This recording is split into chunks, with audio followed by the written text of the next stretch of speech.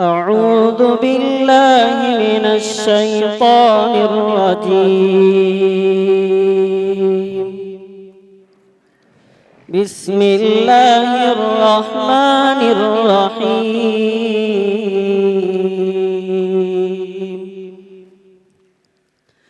هل أتى على الإنسان حين من الدهر لم يكن شيئا مذكورا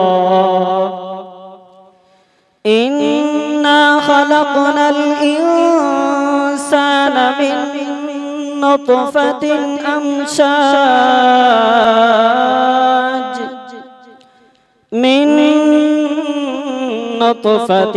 أمشاج نبتليه فجعلناه سميعا بصيرا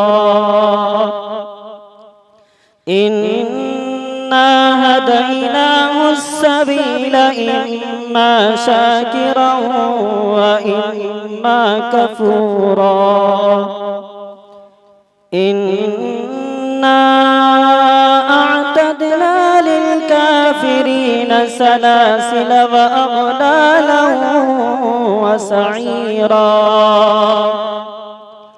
إن الأبرار يشربون من كأس كان مزاجها كافورا عينا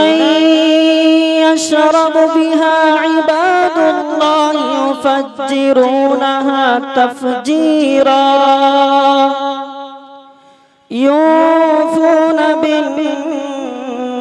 بالنذر ويخافون يوما كان شره مستطيرا ويطعمون الطعام على حبه مسكينا ويتيما وأسيرا إنما نطعمكم لوجه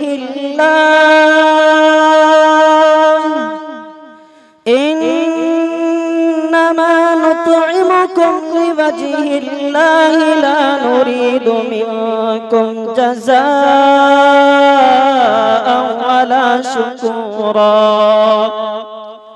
إنا نخاف من ربنا يوما عبوسا قمطريرا فوقاهم الله شر ذلك اليوم ولقاهم نظرة وسرورا وجزاهم بما صبروا جنة وحريرا